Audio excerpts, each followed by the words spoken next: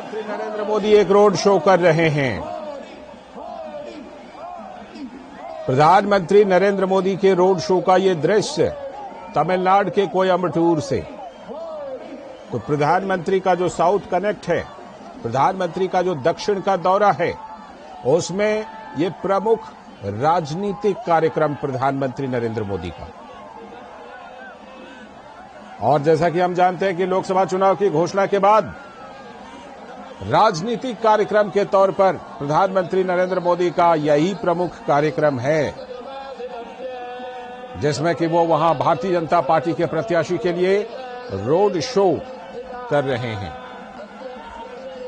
और जैसा हम जानते हैं कि तमिलनाडु में हाल में जो के अन्नामलाई तमिलनाडु बीजेपी के अध्यक्ष हैं, उनके नेतृत्व में भारतीय जनता पार्टी ने फिलहाल, जैसा कि आप देख रहे हैं तस्वीरों में कि के अन्नामलाई भी नजर आ रहे हैं, तो भारतीय जनता पार्टी ने के अन्नामलाई के नेतृत्व में तमिलनाडु में काफी कोशिश की है। भारतीय जनता पार्टी पूरी कोशिश कर रही है कि तमिलनाडु में अपनी जो राजनीतिक जमीन है उसे तैयार किया जाए और तमिलनाडु से लोकसभा की सीटें भी जीती जाएं। इसी सिलसिले में प्रधानमंत्री नरेंद्र मोदी इस समय कोयम्बटूर में है।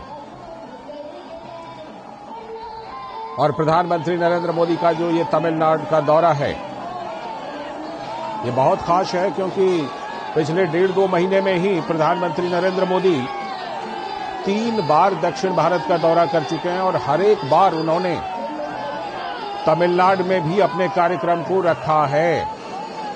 इस नए साल 2024 की बात कर लेते हैं। साल 2024 में ही प्रधानमंत्री नरेंद्र मोदी ने दक्षिण भारत का 3 बार दौरा किया है और उसमें तमिलनाडु भी शामिल रहा है।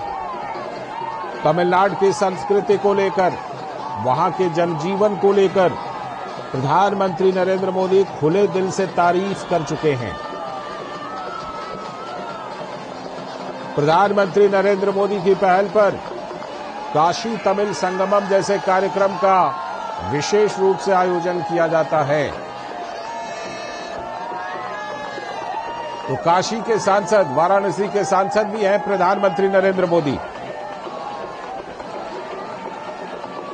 और तमिलनाडु की संस्कृति की खुलकर प्रशंसा करते हैं प्रधानमंत्री नरेंद्र मोदी। उसी सिलसिले में कोयम्बटूर में प्रधानमंत्री का ये रोड शो, जिसमें कि आप देख रहे हैं रोड के दोनों तरफ भारी संख्या में लोग वहां पर आए हैं, प्रधानमंत्री का अभिवादन कर रहे हैं। प्रधानमंत्री भी दोनों तरफ हाथ हिलाकर उनके अभिवादन का जवाब दे रहे हैं। और जैसा कि हम जानते हैं कि तमिलनाडु में फिलहाल डीएमके की सरकार है, लेकिन डीएमके नेताओं की तरफ से, विपक्षी इंडी गठबंधन के नेताओं की तरफ से कुछ ऐसे बयान आए हैं जो बयान मुद्दे बन रहे हैं। चाहे वो विभाजनकारी बयान हो, चाहे वो सनातन के विरोध का बयान हो, इन सब चीजों को भारतीय जनता पार्टी ने मुद्दा बनाया है। और भारतीय जनता पार्टी के कार्यक्रमों में, भारतीय जनता पार्टी के कार्यकर्ताओं में, नेताओं में जान फूंकने का काम प्रधानमंत्री नरेंद्र मोदी तो कर ही रहे हैं, लेकिन इसके अलावा के अन्नामलाई जो तमिलनाडु बीजेपी के अध्यक्ष हैं, उनकी तरफ से प्रधानमंत्री नरेंद्र मोदी और वो दोनों मिलकर वहां तमिलनाडु की जनता में जान फूंकने की कोशिश कर रहे हैं। और उसी सिलसिले में कोयम्बटूर में प्रधानमंत्री नरेंद्र मोदी की रैली हो रही है।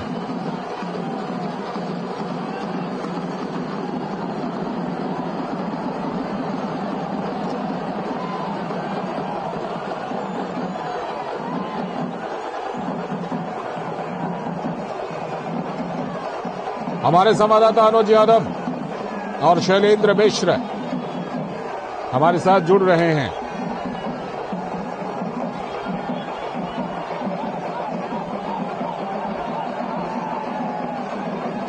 अनुज यादव हमारे साथ जुड़ चुके हैं। अनुज, जिस तरह से प्रधानमंत्री नरेंद्र मोदी का ये रोड शो दिख रहा है और जिस तरह से कि लोगों में उत्साह दिखाई पड़ रहा है, मैं बिल्कुल एकदम इस समय जो हमारी तस्वीर जो चल रही है उसमें साफ तौर पर यह दिखाई पड़ रहा है कि लोगों में कितना गजब का उत्साह है।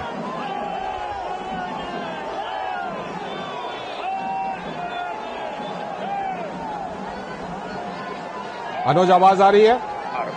जी लालचंद। हाँ अनुज, मैं आपसे ये जानना चाह रहा था कि तस्वीरें जिस तरह से दिखाई पड़ रही हैं कोयम्बटूर से, लोगों में गजब का उत्साह, फूलों की बारिश। देखिए, दक्षिण भारत में लगातार प्रधानमंत्री अपने दौरे कर रहे हैं। चुनावों की घोषणा से पहले ही दक्षिण भारत के राज्यों को कई हजार करोड़ की सौगात प्रधानमंत्री ने दी। और सबसे बड़ी बात यही है कि आज लालचंद्र, जो तस्वीरों में आप देख पा रहे हैं, ये उन्हीं योजनाओं का जमीनी स्तर पर जो लोगों को सुविधाएं दी गई हैं, जो योजनाएं दी गई हैं, कल्याणकारी योजनाएं जो दिल्ली से चलकर दक्षिण भारत तक पहुंची हैं, शायद उसी का धन्यवाद दे रही है कोयम्बटूर जनता। दोनों तरफ फूलों से स्वागत, अपने प्रिय नेता प्रधानमंत्री का स्वागत कर रही है तमिलनाडु की जनता, कोयम्बटूर की जनता। और सबसे बड़ी बात यही है लालचंद्र की दक्षिण भारत के अंदर भारतीय जनता पार्टी को, कमल के फूल को जिस तरीके से समर्थन मिल रहा है, कहीं ना कहीं अब वो बातें एक बार फिर से, जो कभी राजनीतिक पंडित इस बात को कहा करते थे कि भारतीय जनता पार्टी सिर्फ उत्तर भारत की पार्टी है, हिंदी बेल्ट की पार्टी है, दक्षिण भारत के अंदर भारतीय जनता पार्टी कुछ ज्यादा नहीं कर पाती चुनावों में, वो सारी बातें ये उमड़ा हुआ जन सैलाब बता रहा है। सड़कों के दोनों तरफ हजारों की संख्या में लोग, चाहे वो युवा हो, बुजुर्ग हो, महिलाएं हो, जो फूलों से अपने नेता का, प्रिय नेता का स्वागत कर रही है कोयम्बटूर की जनता। तो निश्चित तौर पर अब हिंदी बेल्ट से निकलकर दूसरे राज्यों में, दक्षिण भारत के राज्यों में, और इसका सबसे बड़ा कारण लालचंद्र प्रधानमंत्री पिछले दिनों में जिस तरीके से इस बात को कहते रहे हैं कि वो तमिलनाडु, तेलंगाना के अंदर तमिल भाषा में लोगों से जुड़ना चाहते हैं। और इसकी शुरुआत भी कर दी गई है आर्टिफिशियल इंटेलिजेंस के माध्यम से। आज प्रधानमंत्री अपना जो भी भाषण देते हैं उसको तेलुगु में भी सुना जा सकता है। ये एक सबसे बड़ी बात है कि प्रधानमंत्री हर भाषा में, हर क्षेत्रीय इलाके के अंदर उसी अंदाज में, उन्हीं की परंपरा और संस्कृति में लोगों से जुड़ने का जो तरीका प्रधानमंत्री ने पहली बार देश की जनता को दिया है, ये वही तस्वीरें दिखा रही हैं कि किस तरीके से अगर किसी नेता की, देश के प्रधानमंत्री की नीति और नीयत अच्छी हो तो उसमें क्षेत्र, उसमें भाषा बीच में नहीं आती, उसमें अपनापन आता है, कुछ कर गुजरने की अगर इच्छा हो। निश्चित तौर पर दक्षिण भारत के अंदर भी चुनाव होगा, लोकसभा का चुनाव होगा, लेकिन दक्षिण भारत भारतीय जनता पार्टी और एनडीए को इस बार क्या कुछ देगा, कितनी सीटें देगा, क्या पुरानी जितने मिथक है वो टूट जाएंगे, ये बड़े सवाल हैं। लेकिन कुल मिलाकर अभी फिलहाल यही कह सकते हैं कि जितनी भारी संख्या में समर्थन मिल रहा है प्रधानमंत्री नरेंद्र मोदी को, एनडीए को, भारतीय जनता पार्टी को, ये तस्वीरें दिखा रही हैं कि इस बार दक्षिण भारत में प्रधानमंत्री नरेंद्र मोदी की योजनाओं के माध्यम से भारतीय जनता पार्टी को इस बार बहुत कुछ मिलेगा, बहुत कुछ बदलेगा। ठीक है। हमारे संवाददाता, आप हमारे साथ बने रहिएगा अनुज। हमारे संवाददाता शैलेंद्र मिश्र भी हमारे साथ जुड़े हुए हैं। शैलेंद्र, जिस तरह से ये कोयम्बटूर में उत्साह से भरी हुई ये प्रधानमंत्री की रैली या रोड शो कहें, रोड शो, जिस तरह लोग, देखिए अभी ये तस्वीरें हम दिखा रहे हैं, हाथ उठाकर प्रधानमंत्री का जिस तरह अभिवादन कर रहे हैं। शैलेंद्र, कोयम्बटूर सीट वो सीट है जिस पर भारतीय जनता पार्टी ने खास फोकस इस बार किया है, उन सीटों में से शामिल है ये सीट। निश्चित तौर पर आप देखिए, कश्मीर से कन्याकुमारी तक हम देख रहे हैं प्रधानमंत्री नरेंद्र मोदी जब भी किसी रोड शो में शामिल होते हैं, इस तरह की एक भीड़ दिखाई देती है। और ये तस्वीरें दरअसल एक राजनीतिक जवाब है विपक्षी दलों को, एनडीए गठबंधन के नेताओं को, कि जो इस बात को कहते हैं कि दक्षिण भारत में भारतीय जनता पार्टी के लिए जो चुनौती है वो बड़ी है, जबकि बीजेपी ये कहती है कि दक्षिण भारत में वो एकमात्र ऐसी पार्टी है जो सबसे ज्यादा लोकसभा सीटें, आप देखें पिछले 2019 के चुनाव में भी एक पार्टी के तौर पर भारतीय जनता पार्टी को मिली थी, और प्रधानमंत्री नरेंद्र मोदी की जो लोकप्रियता है वो इन तस्वीरों से साफ दर्शक देख सकते हैं कि प्रधानमंत्री नरेंद्र मोदी का किस तरह से अभिवादन यहाँ पर जनता कर रही है।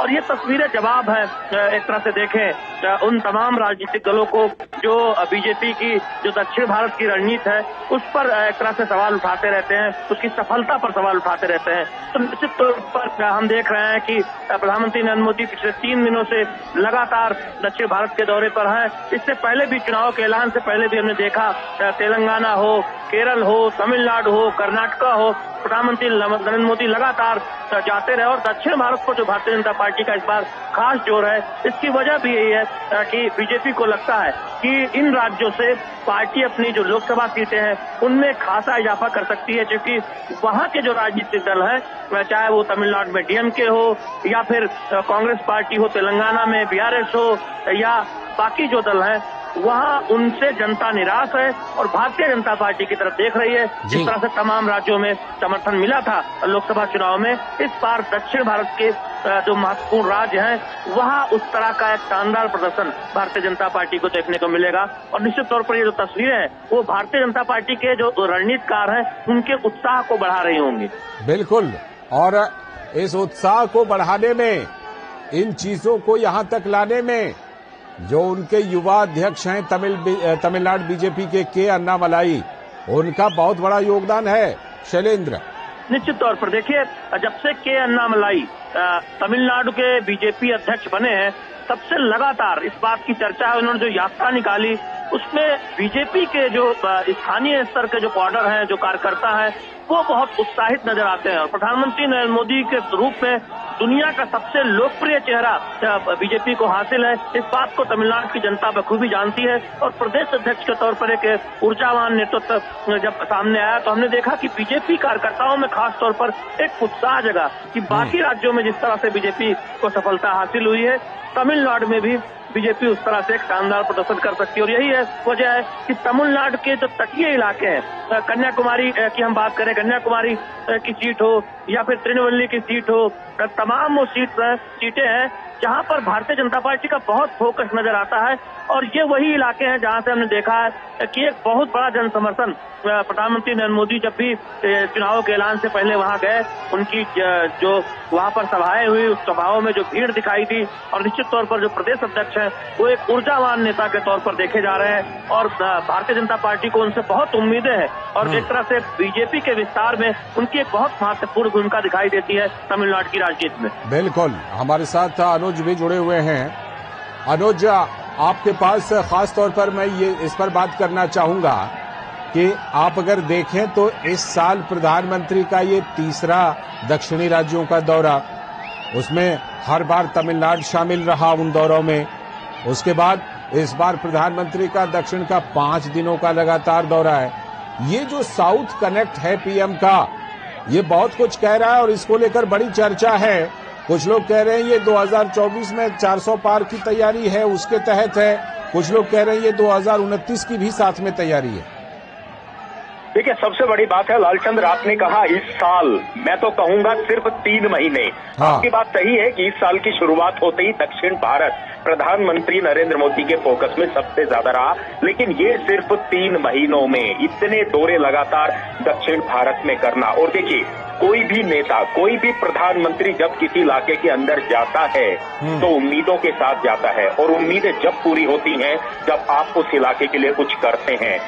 मैंने कई प्रधानमंत्री के दौरों के दौरान मैं अलग अलग राज्यों में था, चाहे केरल की बात करें, तमिलनाडु की बात करें, तेलंगाना की बात करें, आंध्रा की बात करें जी। कई हजार करोड़ की परियोजनाएं, लाखों करोड़ों रुपए की परियोजनाएं गांवों के लिए, शहरों के लिए, युवाओं के लिए, महिलाओं के लिए। और सबसे बड़ी बात यह है कि प्रधानमंत्री नरेंद्र मोदी ने कई ऐसी योजनाएं हैं जिनका शिलान्यास भी किया और उद्घाटन भी किया। और प्रधानमंत्री इस बात को कहते हैं कि मेरी कोशिश रहती है कि जिस योजना परियोजना का उद्घाटन करूं, शिलान्यास करूं, उसका उद्घाटन भी करूं। दक्षिण भारत में जो ये तस्वीरें आज के रोड शो के माध्यम से दिखाई दे रही हैं लालचंद्र, इसके पीछे काफी संघर्ष है, मेहनत है। प्रधानमंत्री इसी बात को कहते हैं कि आम जनता के लिए, देश के लिए वो अपना जीवन खपा रहे हैं। तो सबसे बड़ी बात यही है कि सबसे पहले राष्ट्र, सबसे पहले देश, ये जो नारा प्रधानमंत्री ने दिया। और देखिए सबसे बड़ी बात तो ये है कि आज जो जनता उमड़ रही है सड़कों पर, इसका एक सबसे बड़ा कारण ये भी है कि हमने पिछले 70 सालों में ऐसी राजनीति देखी कि केंद्र सरकार में जिस पार्टी की, जिस दल की सरकार हो, अगर राज्य में उनकी दल की सरकार है तो वहां योजनाएं पहुंचती हैं। लेकिन प्रधानमंत्री नरेंद्र मोदी ने इस परंपरा को तोड़ दिया, खत्म कर दिया। किसी भी राजनीतिक दल की सरकार हो, लेकिन दिल्ली से पैसा पूरे देश के अंदर बराबर हिस्से में जाएगा, सबके हिस्से का पैसा मिलेगा, सबके हिस्से की योजनाएं मिलेंगी। दूसरी सबसे बड़ी बात, वंशवाद की राजनीति को खत्म करना, भ्रष्टाचार को खत्म करना, ये बड़े मुद्दे प्रधानमंत्री लगातार उठाते रहे हैं। उत्तर भारत के कई राज्यों में वंशवाद की राजनीति खत्म हुई है, उस परंपरा को प्रधानमंत्री तोड़ना चाहते हैं। और दक्षिण भारत के अंदर कई राज्यों का विकास सिर्फ इसी वजह से नहीं हो पाया कि वंशवाद की राजनीति और भ्रष्टाचार की जो राजनीति कई दशकों तक लगातार चलती रही, वहां सिर्फ एक वर्ग का विकास हुआ, आम जन का विकास नहीं हुआ। आप बड़े बड़े शहर आप तमिलनाडु के अंदर देखेंगे, तेलंगाना के अंदर देखेंगे, लेकिन जब आप गांवों की तस्वीर देखेंगे, ग्रामीण भारत की तस्वीरें देखेंगे, वो लगातार पिछड़ते चले गए। तो अब ये एक सवाल ये भी इस चुनाव में होगा, इस बार 2024 के इन चुनावों में, कि क्या क्षेत्रीय पार्टियों से जनता का अब मोह भंग हो रहा है? लालचंद, ये एक बड़ा सवाल है, क्योंकि दक्षिण भारत के अंदर सबसे ज्यादा अगर किसी ने सत्ता, यहाँ पर सत्ता में रहे हैं तो वो क्षेत्रीय दल हैं, चाहे वो डीएमके हो, चाहे एडीएमके हो, एआईडीएमके हो। और इन राजनीतिक दलों के, इनकी मुख्यमंत्रियों के, इनके मंत्रियों की तस्वीरें मीडिया के अंदर सुर्खियों में रही हैं भ्रष्टाचार को लेकर। क्या अब जनता उस बात को बदलना चाहती है? क्या राजनीति का रूप और स्वरूप को बदलना चाहती है? ये तस्वीरें शायद दिखाती हैं कि आज प्रधानमंत्री नरेंद्र मोदी देश दुनिया के जो लोकप्रिय नेता बने हैं, उसमें दक्षिण भारत की भी अहम भूमिका है। और सबसे बड़ी बात है, प्रधानमंत्री जब आज तेलंगाना में थे, अभी तमिलनाडु के अंदर हैं, कल आंध्रा में होंगे। सबसे बड़ी बात यह है कि प्रधानमंत्री इस बात को कहते हैं कि 2047 तक अगर देश को विकसित बनाने का संकल्प हमने लिया है, तो वो इन तेलंगाना से, इन्हीं दक्षिण भारत के इलाकों से, इसी तमिलनाडु से होकर होगा, क्योंकि दक्षिण भारत की भूमिका देश के विकास में महत्वपूर्ण भूमिका रखती है, महत्वपूर्ण योगदान रखती है।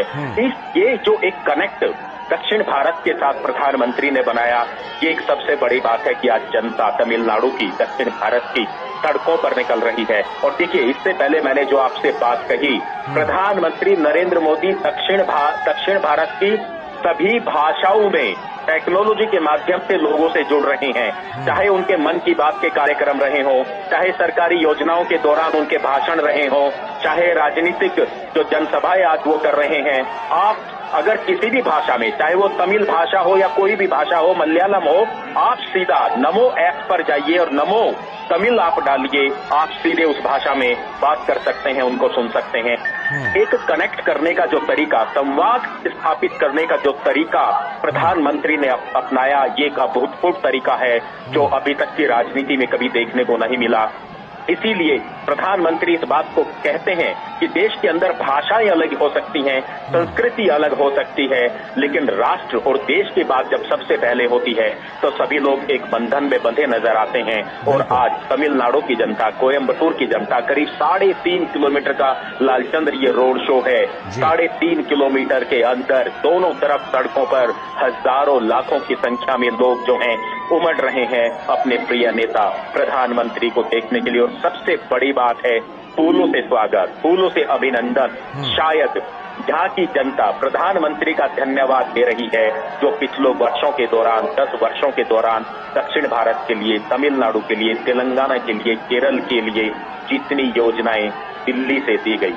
बिल्कुल, ये तमाम जो बातें आप कह रहे हैं, बिल्कुल इसमें बहुत सारी महत्वपूर्ण बातें हैं, जिसमें कि भारतीय जनता पार्टी का जो साउथ कनेक्ट है उसको लेकर के भारतीय जनता पार्टी जिस तरह प्रोग्राम अपना चला रही है। शैलेंद्र हमारे साथ जुड़े हुए हैं। शैलेंद्र, कोयम्बटूर सीट की अगर विशेष रूप से बात करें तो भारतीय जनता पार्टी यहां 2 बार जीत चुकी है।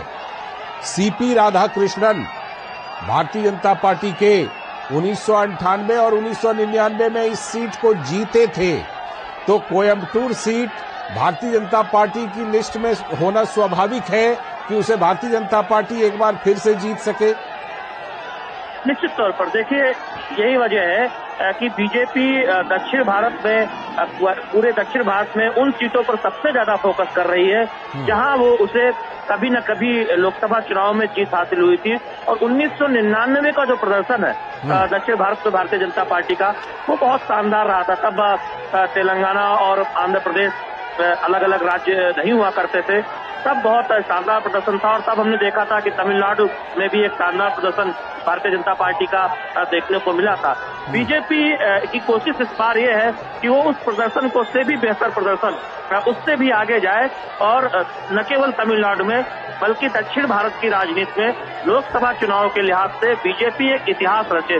और यही वजह है कि 370 सीट जो बीजेपी ने खुद अपने दम पर नारा दिया है और एनडीए के सहयोगियों के साथ 400 सीट पार, उसमें दक्षिण भारत के तमाम राज्यों को लेकर जो रणनीति है वो बहुत महत्वपूर्ण है। केरल में जो ऐलान किया गया, आप देखिए, अब बीजेपी ने अपने 2 महत्वपूर्ण मंत्रियों को चुनाव मैदान में उतारा है। बीजेपी ये कोशिश में है कि केरल में न केवल खाता खोला जाए बल्कि कई सीटों पर भारतीय जनता पार्टी को सफलता हासिल हो। तमिलनाडु में भी करीब 1 दर्जन सीट बीजेपी मान के चल रही है कि वहां वो बहुत अच्छी स्थिति में हो सकती है। तो ऐसे में उन लोकसभा सीटों पर बहुत ज्यादा ध्यान देने का प्रयास किया जा रहा है। और हम दौरे देख रहे हैं प्रधानमंत्री नरेंद्र मोदी का, चुनाव के ऐलान से भी पहले आप देखें और चुनाव के ऐलान के बाद उन सीटों पर साफ तौर पर ज्यादा फोकस नजर आता है जहां भारतीय जनता पार्टी के लिए लोकसभा चुनाव में जीत की संभावनाएं काफी है, या बीजेपी ये मानकर चल रही है कि उस सीट पर भारतीय जनता पार्टी को जीत हासिल हो सकती है। इसकी एक वजह भी है, बीजेपी को लगता है कि वंशवाद की राजनीति पर जिस तरह से करारा प्रहार भारतीय जनता पार्टी और प्रधानमंत्री नरेंद्र मोदी कर रहे हैं, और बीजेपी एकमात्र ऐसी पार्टी है जिसमें वंशवाद नहीं है। चाहे आप डीएमके की बात करें, वहां सबको पता है कि जीतने पर मुख्यमंत्री कौन होता है, पार्टी अध्यक्ष कौन होता है, पार्टी किसके हाथों में है। आप अगर बाकी राज्यों में अगर देखें तो वंशवादी पार्टियों के कुछ परिवार के नेता दरअसल विपक्षी दलों में एक तरह से पूरी पार्टी को नियंत्रित करते हैं। तो इस मुद्दे को बीजेपी बहुत जोर शोर से उठा रही है, चाहे वो तमिलनाडु हो या फिर तेलंगाना हो। दूसरी बात यह है कि करप्शन, भारतीय जनता पार्टी कहती है कि एक तरफ प्रधानमंत्री नरेंद्र मोदी की अगुवाई में सरकार है, पारदर्शी सरकार जिस पर कोई भी एक दाग नहीं है, जिससे एक मानक खड़ा किया है पारदर्शिता के मामले में, वहीं दूसरी तरफ ऐसी पार्टियां हैं जिन पर भ्रष्टाचार के तमाम गंभीर आरोप हैं उनके नेताओं पर।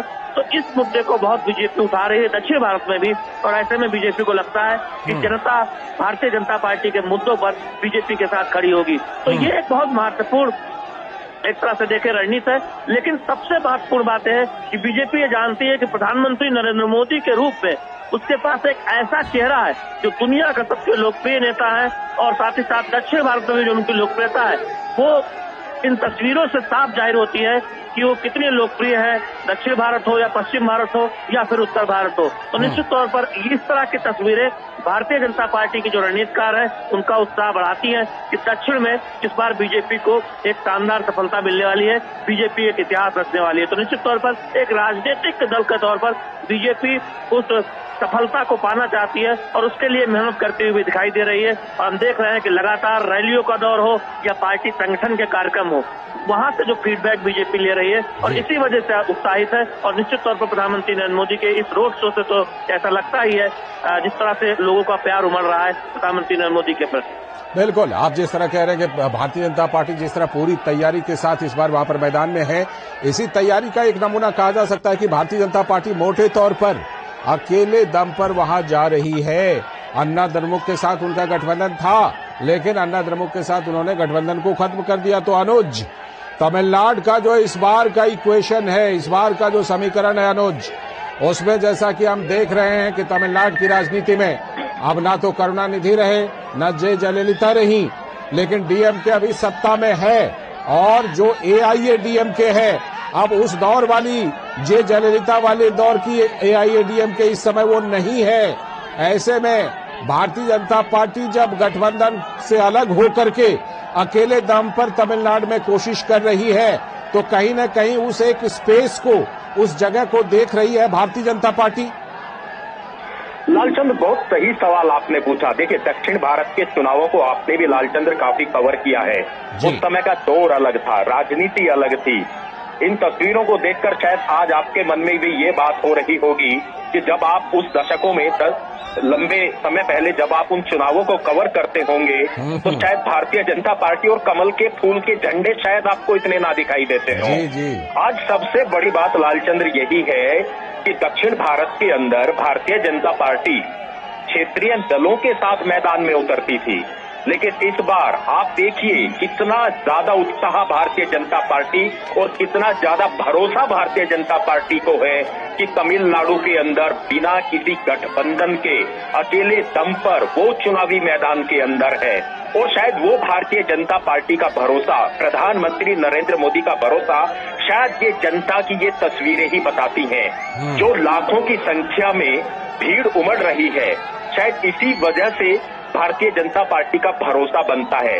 आपने सही कहा कि अन्नामलाई की जो यात्रा पूरे प्रदेश के अंदर हुई थी, उसके समापन समारोह में प्रधानमंत्री नरेंद्र मोदी भी गए थे। उस समय मैं वहां मौजूद था। शायद मैंने पहली बार दक्षिण भारत के अंदर इतनी बड़ी भीड़ को देखा जिसमें 6 से 7 लाख लोग इकट्ठा हुए थे प्रधानमंत्री को सुनने के लिए। ये वो तस्वीरें हैं, चाहे हम रोड शो की बात करें, चाहे हम जनसभाओं की बातें करें, वो तस्वीरें हैं जो मनोबल को बढ़ाती हैं, प्रधानमंत्री नरेंद्र मोदी के मनोबल को बढ़ाती हैं, भाजपा के मनोबल को बढ़ाती हैं। और सबसे बड़ी बात है कि इस बार जो बातें चल रही हैं, राजनीतिक पंडित और मीडिया में जो बातें चल रही हैं लालचंद्र, कि क्या दक्षिण भारत में इस बार भाजपा का खाता खुलेगा, शायद तस्वीरें तो कह रही हैं हो सकता है, और जो संभव है कि भारतीय जनता पार्टी की यहाँ सिर्फ खाता नहीं खुलेगा बल्कि बड़ी संख्या में झोली भी भर सकती है। और ये तस्वीरें शायद वो ही बयां कर रही हैं।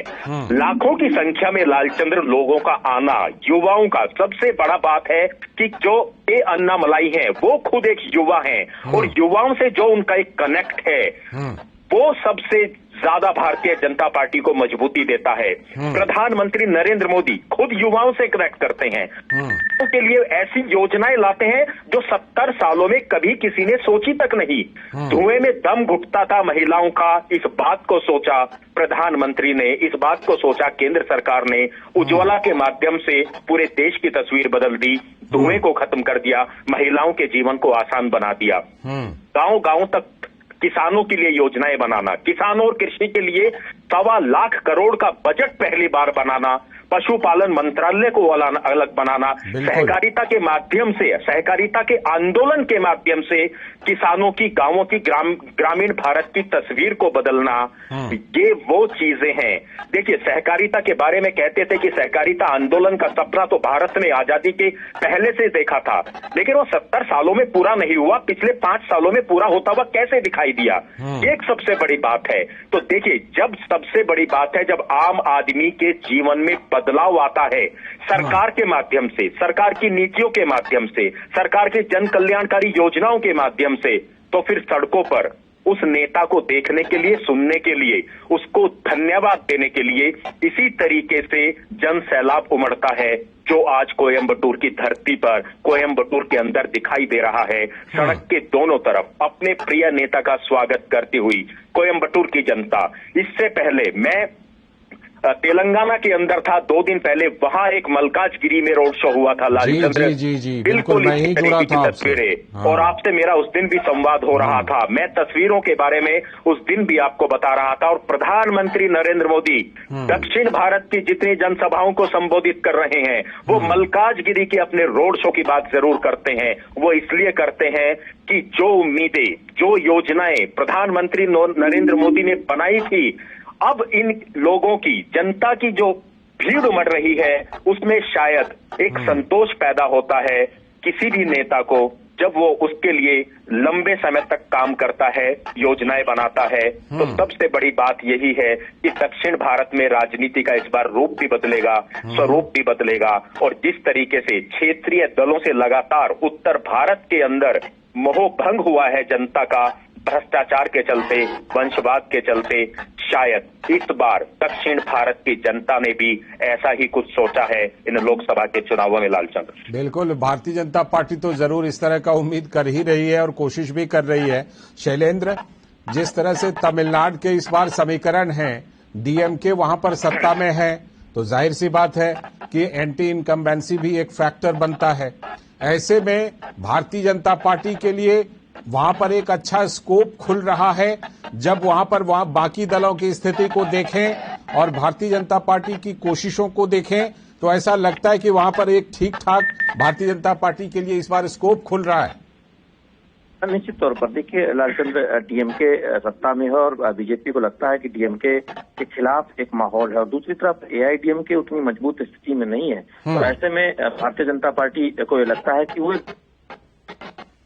के सामने और उसके प्रदेश अध्यक्ष के अन्नामलाई और प्रधानमंत्री नरेंद्र मोदी की लोकप्रियता जिस तरह से दिख रही है तस्वीरों में, तो निश्चित तौर पर उससे भारतीय जनता पार्टी को काफी फायदा होगा। बीजेपी ये जानती है कि वो कर्नाटक जैसे राज्यों में पहले से ही बहुत मजबूत है, लेकिन अगर केरल और तमिलनाडु में भी भारतीय जनता पार्टी खाता खोलने के साथ साथ कुछ और सीटों पर अगर चुनावी सफलता हासिल करने में कामयाब होती है, तो वो बीजेपी के लिए एक तरह से दक्षिण भारत की जो रणनीति है उसमें एक बहुत महत्वपूर्ण एक तरह से देखिए उस पर सफलता बीजेपी को हासिल होगी। और यही वजह है कि आप देखिए, जब राम जन्मभूमि प्राण प्रतिष्ठा 22 जनवरी को कार्यक्रम होना था, उससे ठीक पहले हमने देखा कि देश भर में तमाम प्रमुख जगहों पर प्रधानमंत्री नरेंद्र मोदी जा रहे थे।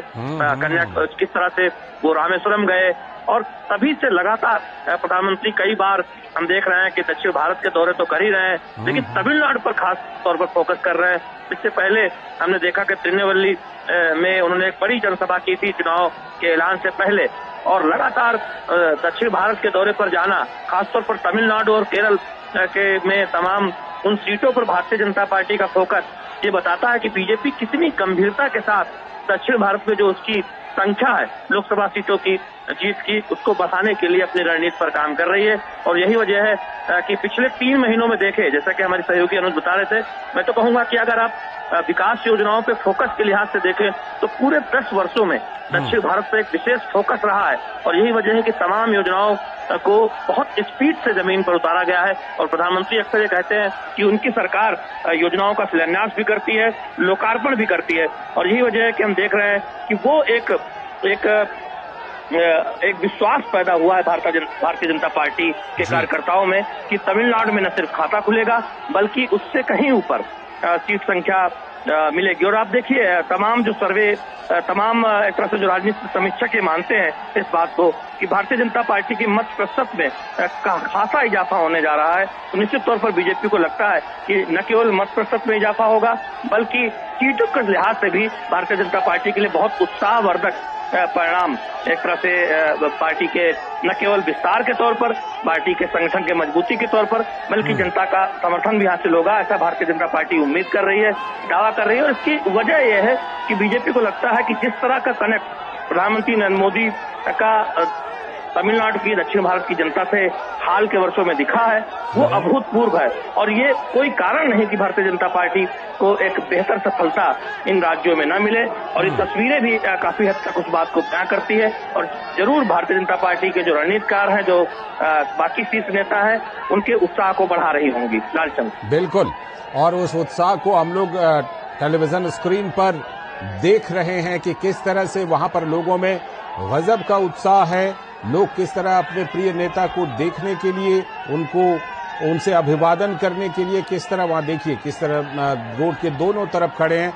अनुज, प्रधानमंत्री नरेंद्र मोदी ने आज खास तौर पर वहां पर एक मुद्दा उठाया और कहा कि ये जितनी भी माताएं हैं, बहनें हैं, बेटियां हैं, जो शक्ति हैं, उन शक्ति की मैं पूजा करता हूं।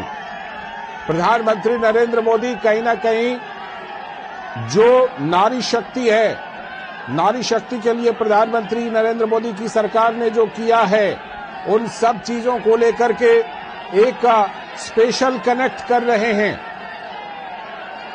देखिए लालचंद्र, सबसे बड़ी बात है चुनाव का समय है, चुनाव का माहौल है, आरोप प्रत्यारोप की राजनीति बिल्कुल होनी चाहिए, चलती है और इस बार भी ऐसा देखने को मिल रहा है। लेकिन सबसे बड़ी बात है कि जिस तरीके से राहुल गांधी ने, कांग्रेस के नेता राहुल गांधी ने जो विवादास्पद एक तरीके से बयान दिया मुंबई के अंदर कि उनकी जो इस बार लड़ाई है वो शक्ति से है। देखिए, शक्ति पूजनीय होती है, चाहे वो नारी शक्ति हो, चाहे वो देवीय शक्ति हो, वो आराधना के योग्य होती है शक्ति। प्रधानमंत्री नरेंद्र मोदी ने आज तेलंगाना की रैली में उसी पर एक तरीके से प्रहार किया, इंडी गठबंधन पर, राहुल गांधी पर, और कहा कि देखिए प्रधानमंत्री नरेंद्र मोदी और उनकी सरकार तो शक्ति को पूजती है, माताओं बहनाओं के रूप में शक्ति को मानती है, और इंडी गठबंधन इस तरह की बातें कर रहा है कि उनकी लड़ाई शक्ति से है। तो जिस तरीके से प्रधानमंत्री नरेंद्र मोदी ने, केंद्र सरकार ने नारी शक्ति के लिए योजनाएं चलाई हैं, उनके उत्थान और उनके विकास के लिए, आज प्रधानमंत्री नरेंद्र मोदी ने इसी बात को महिलाओं से मुखातिब होते हुए जनसभा में इस बात को कहा कि इस बार 2024 का ये जो चुनाव है, जब इसका परिणाम आएगा तो ये देखने वाली बात होगी कि ये शक्ति, ये मातृत्व शक्ति और ये नारी शक्ति क्या भारतीय जनता पार्टी को आशीर्वाद देती है, या इंडी गठबंधन जिस तरीके से शक्ति का विनाश करना चाहते हैं, क्या वो लोग इस पर खरे उतरते हैं। तो इस बात का फैसला भी इस देश की जनता करेगी। तो निश्चित तौर पर आरोप प्रत्यारोप की राजनीति लालचंद्र होनी चाहिए, इसमें कोई दो राय नहीं है। लेकिन इस बार चुनाव आयोग ने चुनावों की घोषणा करते हुए इस बात को कहा था कि आरोप व्यक्तिगत चाहिए, जबकि हमने कई बार देखा है कि कांग्रेस के नेताओं ने व्यक्तिगत आरोप लगाए हैं भारतीय जनता पार्टी के बड़े नेताओं के ऊपर। व्यक्तिगत आरोप से बचना चाहिए, क्योंकि लोकतंत्र के अंदर जो लोकतंत्र की जो रंग बिरंगी तस्वीर है चुनाव के माध्यम से, उसमें संवाद होना चाहिए, बहस होनी चाहिए, उसमें आरोप प्रत्यारोप होने चाहिए, लेकिन व्यक्तिगत आरोप नहीं होने चाहिए। तो निश्चित तौर पर प्रधानमंत्री ने आज कड़ा प्रहार उस पर किया।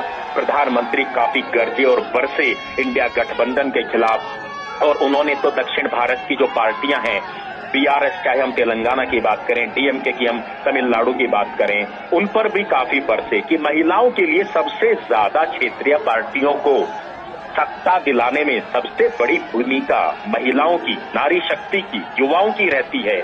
लेकिन पिछले वर्षों के अंदर, दशकों के अंदर महिलाओं की तस्वीर आखिर क्यों नहीं बदली, युवाओं की तस्वीर आखिर क्यों नहीं बदली, ऐसे सवाल प्रधानमंत्री जनता के बीच में दक्षिण भारत के अंदर लेकर जा रहे हैं। और जब इस तरह का संवाद प्रधानमंत्री करते हैं तो निश्चित तौर पर लालचंद्र, आपने कई बार देखा है कि हर वर्ग, चाहे वो किसी धर्म का हो, किसी जाति का हो, किसी क्षेत्र का हो, किसी भाषा को जानने वाला हो, वो एक कनेक्ट करता है और वो इस बात को सोचता है कि प्रधानमंत्री उसकी बात कर रहे हैं, उसी की बात कर रहे हैं।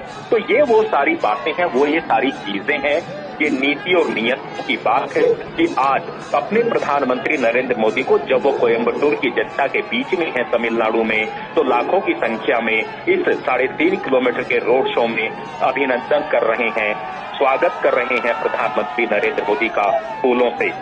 तो निश्चित तौर पर राजनीति का समय है, चुनाव का समय है, लेकिन जब इस तरह की तस्वीरें सामने निकल कर आती हैं तो निश्चित तौर पर एक जिज्ञासा किसी भी पार्टी के अंदर और उम्मीदें किसी भी पार्टी को बढ़ती हैं कि निश्चित तौर पर पहले जहां उनकी झोली में वोटों के माध्यम से या सीटों के माध्यम से कुछ ज्यादा नहीं मिलता था, तो निश्चित तौर पर इस बार भारतीय जनता पार्टी को इस तस्वीरों के माध्यम से एक बहुत बड़ी उम्मीद जगी है कि न सिर्फ उनका इस बार दक्षिण भारत के अंदर खाता खुलेगा, बल्कि अच्छी खासी संख्या में सीटें मिलेंगी। और इसका सबसे बड़ा कारण है 2019 के चुनाव को लालचंद्र आप देखिए, तेलंगाना के अंदर, तमिलनाडु के अंदर वोट प्रतिशत जो बढ़ा है, वो एक सबसे बड़ा उम्मीदों का एक जो है वो किरण है भारतीय जनता पार्टी के लिए।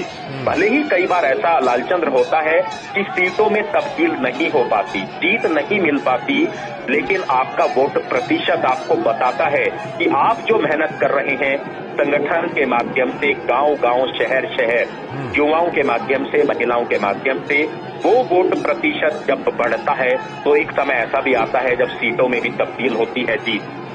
तरफ भारतीय जनता पार्टी लगातार फोकस कर रही है और प्रधानमंत्री नरेंद्र मोदी ने दक्षिण भारत को फतह करने की जो जिम्मेदारी ली हुई है उसका नेतृत्व करते हुए लगातार जनसभाओं के माध्यम से और रोड शो के माध्यम से दिखाई दे रहे हैं। लालचंद, बिल्कुल ये चीजें दिखाई दे रही है और आपने मुद्दों की बात की, तमाम तरह के मुद्दे हैं शैलेंद्र। जिस बात की हम चर्चा कर रहे थे कि डीएमके को कहीं ना कहीं जो एंटी इनकम्बेंसी है वो तो एक फैक्टर रहेगा ही, लेकिन डीएमके के ऊपर परिवारवाद का भी एक बहुत गंभीर आरोप है और जिसको भारतीय जनता पार्टी और प्रधानमंत्री नरेंद्र मोदी बड़े जोर शोर से उठा रहे हैं। तो इस मुद्दे पर भी डीएमके को कहीं ना कहीं बैकफुट पर डालने की कोशिश करेगी भारतीय जनता पार्टी और प्रधानमंत्री नरेंद्र मोदी खासतौर पर।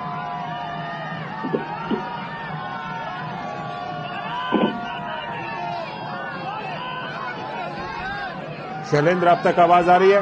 बिल्कुल, निश्चित तौर पर आप देखिए लालचंद्र कि वंशवाद और भ्रष्टाचार ये दो ऐसे मुद्दे हैं जो न केवल दक्षिण भारत में बल्कि पूरे देश में हम देख रहे हैं कि भारतीय जनता पार्टी इस मुद्दे पर विपक्षी दलों पर निशाना साध रही है। बीजेपी का कहना है कि बीजेपी एकमात्र ऐसी पार्टी है जिसमें वंशवादी परिवारों की राजनीति नहीं होती। वहीं दूसरी तरफ इंडी गठबंधन है, कांग्रेस पार्टी है, तमिलनाडु में डीएमके है। सब जानते हैं कि डीएमके में जो मौजूदा सरकार है आगे किस उनकी जो पीढ़ी है, आप जानते हैं कि पहले अगर आप देखें कि डीएमके में किस तरह से एक ही परिवार का शासन लगातार आगे बढ़ता जा रहा है, तो ये बात बीजेपी बहुत जोर से हुई है जी, जो पारदर्शी शासन के साथ तमिलनाडु को आगे ले जाना चाहती है। तो वहीं दूसरी तरफ वंशवादी परिवार वाले दल है जो दरअसल अपने परिवार को आगे ले जाना चाहते हैं। तो दो ऐसे मुद्दे हैं जिस पर हम देख रहे हैं कि न केवल तमिलनाडु बल्कि पूरे दक्षिण भारत में और यूं कहें कि पूरे भारत में बीजेपी उस मुद्दे को बहुत जोर शोर से जनता के सामने रख रही है कि देखिए एक तरफ भारतीय जनता पार्टी है जिसके लिए देश पहले है, वहीं दूसरे जो दल है, जो विपक्षी दल है, जो उनकी जो राजनीति है वो परिवार बचाने की राजनीति है। तो ये बहुत बड़ा मुद्दा हम देख रहे हैं कि तमिलनाडु में भी भारतीय जनता पार्टी से जोर शोर से उठा रही है कि देखिए इन दलों के खिलाफ जो एंटी इनकम्बेंसी है वो स्पष्ट दिखाई देती है और यही वजह है कि बीजेपी को लगता है कि वो विकल्प के तौर पर तमिलनाडु की जनता की पहली पसंद बन सकती है। और इसी वजह से प्रधानमंत्री नरेंद्र मोदी के इतने दौरे हम देख रहे हैं तमिलनाडु में और दक्षिण भारत में लग रहे हैं। और साथ ही साथ भारतीय जनता पार्टी का फोकस इस बार बहुत है दक्षिण भारत के राज्यों में, क्योंकि बीजेपी को लगता है कि 2019 की जो सीट संख्या है दक्षिण भारत में उसमें काफी बढ़ोतरी की जा सकती है, क्योंकि ये जन समर्थन मिलता हुआ दिखाई दे रहा है। प्रधानमंत्री नरेंद्र मोदी की लोकप्रियता जबरदस्त है, ये तस्वीरें भी दिखाई दे रही हैं। बीजेपी के पास एक ऊर्जावान प्रदेश अध्यक्ष भी है तमिलनाडु में, तो निश्चित तौर पर बीजेपी को लगता है कि उससे एक माहौल बना है। स्थितियां ऐसी हैं कि तमिलनाडु में न सिर्फ खाता खुलेगा बल्कि बीजेपी एक विकल्प के तौर पर उभरेगी। बिल्कुल, और उसी की कोशिश के तहत ये रोड शो चल रहा है जिसकी हम तस्वीरें आपको दिखा रहे हैं और उन तस्वीरों में किस तरह से लोगों में गजब का उत्साह है और प्रधानमंत्री नरेंद्र मोदी भी किस तरह से सभी का हाथ हिलाकर अभिवादन कर रहे हैं। अनुज, ये जो 3.5 किलोमीटर लंबा आपने लगभग बताया था रोड शो, तो इस समय मैं देख रहा हूं कि जहां से भी ये काफिला गुजर रहा है वहां पर लोगों में बहुत ही जबरदस्त उत्साह है और लोग प्रधानमंत्री नरेंद्र मोदी का अभिवादन कर रहे हैं, हाथ उठाकर मोबाइल फोन से तस्वीरें ले रहे हैं। बहुत ही जबरदस्त उत्साह लोगों में दिखाई पड़ रहा है। अनुज, लालचंद्र, 3.5 किलोमीटर 3 किलोमीटर एक ऐसा डिस्टेंस होता है जो काफी, अगर आप इस रफ्तार से चले हैं तो करीब करीब आधा घंटा इस समय हो चुका है, 20 मिनट से ज्यादा इस समय हो चुकी हैं। लेकिन आप जहां भी देखेंगे आप देखेंगे कि कतार टूट नहीं रही है। लोग जो हैं उतनी ही संख्या में हर जगह खड़े हैं और कई बार हमने देखा है कि प्रधानमंत्री का जो काफिला है उसको कई बार तेज गति से चलाना पड़ता है, लेकिन आज इस इतनी भीड़ के चलते आज काफिले को धीमी गति से इसलिए चलाया जा रहा है ताकि हर किसी व्यक्ति का जो एक इस समय उनकी उम्मीद है कि वो अपने नेता को देख सके, करीब से देख सकें, तो शायद प्रधानमंत्री नरेंद्र मोदी अपनी रफ्तार को कम करते हुए जनता के बीच में चल रहे हैं।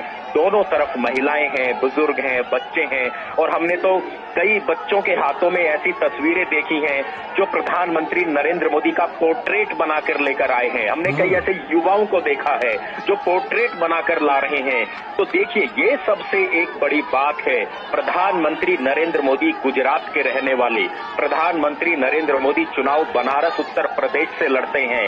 प्रधानमंत्री नरेंद्र मोदी दक्षिण भारत के अंदर जितनी लोकप्रियता उनकी बढ़ती जा रही है, ये इन्हीं बातों से सामने आती है। इन्हीं बातों से ये बात कि एक बच्चे जो हैं, युवा जो हैं, वो पोर्ट्रेट बनाकर ला रहे हैं। जबकि दक्षिण भारत की राजनीति में तो लालचंद्र आपने देखा है कि फिल्म स्टार, ज्यादातर फिल्म स्टार जो हैं वो राजनीति में आते हैं और वो बड़े पॉपुलर रहते हैं। जनता उनके पीछे पीछे भागती है, चाहे वोटों के माध्यम से, चाहे उनको देखने के माध्यम से। और इसके कई बड़े उदाहरण दक्षिण भारत की राजनीति में लालचंद्र रहे हैं। लेकिन प्रधानमंत्री नरेंद्र मोदी का अगर आप बैकग्राउंड और इतिहास देखें, ना किसी फिल्मों से है, ना किसी इसी तरीके से है, बल्कि संघर्ष से सत्ता तक पहुंचने का उनका इतिहास रहा है। गुजरात से बनारस तक पहुंचे, वहां से जीते, उसके बाद दक्षिण भारत के अंदर जो लोकप्रियता दिखाई दे रही है, ये उनकी नीति और नियतों की वजह से है। सरकार नीतियां बहुत बनाती है, योजनाएं बहुत बनाती हैं, लेकिन सबसे बड़ा सवाल है कि वो आम जनता तक कितनी पहुंचती हैं। ये राजनीति के अंदर बड़े सवाल दशकों तक रहे हैं, लेकिन उन सवालों का जवाब ये जनता दे रही है। ये भीड़, उमड़ती हुई भीड़ दे रही है कि जब किसी नेता और नेता की नीति अच्छी हो, नियत अच्छी हो, तो निश्चित तौर पर बदलाव आता है, आम जनजीवन में बदलाव आता है, देखने को मिलता है। आज हम पूरे देश की बात करें, दक्षिण भारत के साथ साथ इंफ्रास्ट्रक्चर को बदलने का जो एक संकल्प लिया था प्रधानमंत्री नरेंद्र मोदी ने, आप देश के किसी हिस्से में जाइए, आपको एक्सप्रेसवे मिलेंगे, हाईवेज मिलेंगे, जो एयरपोर्ट कनेक्टिविटी है, छोटे छोटे इलाकों के अंदर आज जो है एयरलाइंस शुरू की गई हैं। भले ही वो छोटे जहाज हैं, लेकिन लोगों का जीवन आसान हुआ है। चाहे हम समुद्री यातायात की बात करें, वंदे भारत ट्रेन की बात करें, जो जिस तरीके से प्रधानमंत्री नरेंद्र मोदी ने 10 साल के अंदर देश की तस्वीर को बदला, देश की तकदीर को बदला, ये वो सारी बातें हैं कि अपने नेता को देखने के लिए इतनी बड़ी संख्या में लोग उमड़ते हैं। आप जानते हैं कि कोयम्बटूर के अंदर इस समय अगर हम शाम की बात करें तो काफी ट्रैफिक रहता है, काफी ट्रैफिक जाम की कई बार स्थिति रहती है। लेकिन आप देखिए, लोग जो हैं अपने सभी, क्योंकि आज छुट्टी का दिन है, तो शायद लोगों के लिए एक बड़ा अवसर है कि आज शाम को जिन प्रिय नेता को वो टीवी के माध्यम से देखते थे, आज उनको सामने बिल्कुल अपनी आंखों से देखा जाए। तो निश्चित तौर पर हम तो कह सकते हैं कि प्रधानमंत्री नरेंद्र मोदी ने कोयम्बटूर की जनता का आज वीकेंड बना दिया। अगर इस बात को हम कहें तो गलत नहीं होगा। हालांकि चुनाव का समय है, चुनाव के समय में सभी नेता जनता के बीच में जाते हैं, लेकिन जनता के बीच में इतना प्यार किसी को मिलना, इतना समर्थन किसी को मिलना, इतनी भारी संख्या में जन सैलाब का उमड़ना, ये वो सवाल हैं जिनका जवाब अब जनता दे रही है कि अब राजनीति का रूप और स्वरूप जिस तरीके से लगातार बदल रहा है, और जिसकी कोशिश प्रधानमंत्री नरेंद्र मोदी ने की, वंशवाद की राजनीति को खत्म करने की, भ्रष्टाचार को खत्म करने की, और सबसे बड़ी बात जो है लालचंद्र ये है कि जिस तरीके से योजनाएं चलती हैं, उन योजनाओं को धरातल पहुंचाना, जमीनी स्तर तक पहुंचाना, ये वो योजनाएं हैं जो शायद आपने गांवों के अंदर रहने वाले व्यक्ति को नहीं पता होती कई बार, लेकिन उसका उपयोग कैसे किया, प्रधानमंत्री ने हर योजनाओं को तकनीक से जोड़ दिया, हर योजनाओं को आपके मोबाइल पर ला दिया। इसे डिजिटल क्रांति जिसकी शुरुआत प्रधानमंत्री ने कही थी, वो डिजिटल क्रांति आज हर व्यक्ति को दे रही है, उसकी योजनाओं को बता रही है, भ्रष्टाचार को खत्म कर रही है। तो तकनीक के माध्यम से कितना बड़ा बदलाव किया जा सकता है, तकनीक के माध्यम से भाषाओं की दूरी को दूर किया जा सकता है। ये सब वो प्रयास रहे हैं जो आज भारतीय जनता पार्टी, केंद्र सरकार और एनडीए को एक बड़ा समर्थन दक्षिण भारत के अंदर दिलाती हुई नजर आ रही है। लालचंद्र बिल्कुल, और वही जो भारतीय जनता पार्टी की कामयाबी की संभावना है उसी संभावना के तहत ये रोड शो प्रधानमंत्री नरेंद्र मोदी कर रहे हैं। शैलेंद्र, जैसा कि हम तस्वीरों में देख पा रहे हैं कि रोड पर वहां पर तो भारी भीड़ उमड़ी ही है, लेकिन बहुत सारे ऐसे लोग हैं जो अपनी छतों से, अपनी बालकनी से प्रधानमंत्री नरेंद्र मोदी का अभिवादन कर रहे हैं और प्रधानमंत्री नरेंद्र मोदी भी जवाब में उनकी तरफ हाथ हिलाकर उनके अभिवादन का जवाब दे रहे हैं।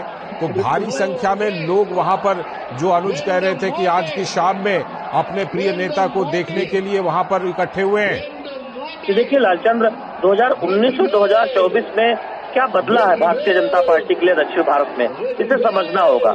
प्रधानमंत्री नरेंद्र मोदी की अगुवाई में 10 वर्षों में हमने देखा है कि तमाम जो कल्याणकारी योजनाएं हैं, वो उत्तर भारत हो या दक्षिण भारत हो या पश्चिम भारत हो या उत्तर पूर्व हो, वहाँ समान तौर पर पहुंची है। लाभार्थियों की संख्या बढ़ी है।